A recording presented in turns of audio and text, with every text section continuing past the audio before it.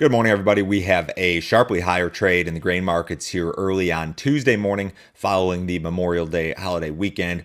It is 6:30 a.m. Central Time. July corn futures up 11.5 cents at 6.68 1/4. December corn is up 17 1/4 at 5.62 3/4. July soybeans up 13 cents at 15.43 1/2. November soybeans are up 14 3/4 at 13.87 1/2. July Chicago wheat up 15.5 cents at 6.79. July Kansas City wheat up 14 1/4 at 6.27 1/2. July spring wheat up 37 3/4 cents at 7.65 1/4. Thank you for coming back and listening. If you are tuning in on the podcast, remember to leave me a review or a rating if you have not already. If you're watching on YouTube, guys, make sure you subscribe to the channel. Make sure you hit that like button. I think I did hit that 2,000 subscriber mark, which was the goal. So thank you. We'll shoot for 3,000 next, I suppose. And make sure you like these videos if you guys are watching consistently. It'll help YouTube to spread the content out a little bit. If you need some additional assistance from me, go to my website. It is www.standardgrain.com. Go to that website, click on Grain Marketing Plan here in the upper right-hand corner. For $49 a month, I offer a subscription service. It includes my morning email, which goes out every business day at 6:30 a.m. Central Time. That includes every overnight headline that you need to be aware of, all sorts of interesting charts, graphics, weather maps, specifically this time of year. There's a text message service that goes along with that, subscriber-only videos and content, which I've been sending out to subscribers almost every day of the week. Any sort of consulting that you might need. This is a monthly subscription billed to your credit card. You can cancel it at absolutely any time. There is no other fee, no other obligation. Certainly check that out. To get into the headlines this morning, lots of talk about weather, and that will be the case as we move forward here into the growing season. Western and central areas of the U.S. Corn Belt will be mostly dry over the next week. In regard to temperatures, you're going to see below normal temperatures for central and southern areas of the Corn Belt over the next few days, and then you're going to see some above normal temperatures hit almost all of the Corn Belt by the end of the week. So if you look at the map here in terms of rainfall, this is the next 7 days, what's expected. You look at some key corn growing areas, the northern 2/3 of Illinois, most of Iowa, Minnesota, the Dakotas, Nebraska, down into Kansas. Very, very little rain here over the next week. The areas that will be wet include, the far southern, maybe third of Illinois, southern half of Indiana, most of Ohio, and then areas further south, Delta areas, Kentucky, Tennessee, those sort of places. So over the next week, really not much at all for central and western areas in particular. And I do think that the trade is becoming a little bit more concerned about dryness in say, the Dakotas in particular.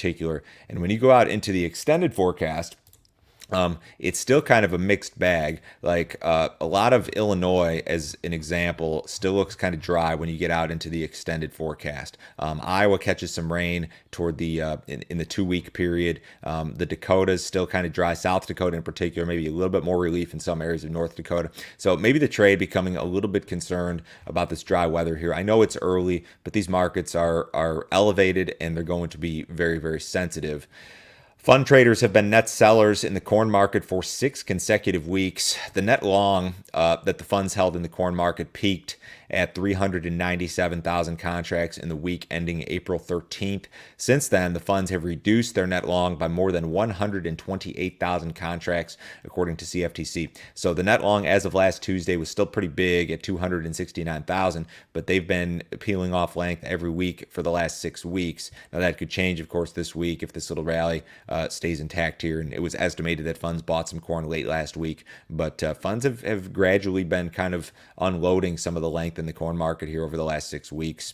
U.S. spring wheat country will remain dry. You look at this spring wheat market up more than 35 cents here this morning. You got some issues up there.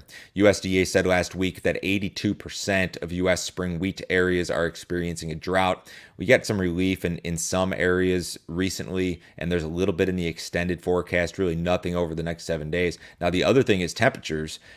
North Dakota is going to see temperatures in the 90s by Thursday or Friday this week, combined with a mostly dry forecast. It's really not a good thing for the spring wheat crop at all. So the market's certainly taking notice here. Traders continue to debate the size of Brazil's corn crop. Private groups have been kind of in that like 95 to 100 million metric ton range. We saw one group with an estimate down around 91 last week or 2 weeks ago. Both the U.S. and Brazilian governments may be forced to reduce their estimates in future reports if the private groups are closer to reality. USDA's got the crop at 102, and they've got their WASDE report out next Thursday, I believe. And CONAB is still 106.4, so a lot of people believe that both of those numbers will come down. Crude oil traded its highest level since October of 2018 overnight. The spot month July WTI contract peaked at 68.42 per barrel, just eclipsing its recent high by 50 cents or so. OPEC is likely to stick with its existing plan of gradually easing oil supply curbs. So nothing new from OPEC, but that may be part of the driver because I think they just had that meeting here this morning. Also, the demand outlook for oil and for gasoline has improved. I talked last week about how EIA reported that implied gasoline demand had essentially returned to pre-COVID levels. We were back to like seasonally the same type of level we saw in 2019 in regard to gasoline demand, which is your last, pre-COVID benchmark year. So some better demand certainly on that side. The cattle market, nothing really exciting in this cash cattle trade. It's been stuck at 119 to 120. The box beef remains very, very strong. The feeder cattle market could have some issues again today with this higher corn market, which has been kind of an ongoing story. On the outside markets, the stock market looks good. The S&P's up 22. The Dow's up 234, getting close to all-time highs in that S&P again. The gold's up $5. Silver's up a little bit. We've got the U.S. dollar trading lower this morning. Crude oil, again, sharply higher, up $1.91 in the July WTI 68.23. Bonds down just a little bit. If you guys need some more information from me, you can shoot me an email, info@standardgrain.com. I will talk to you same time tomorrow morning.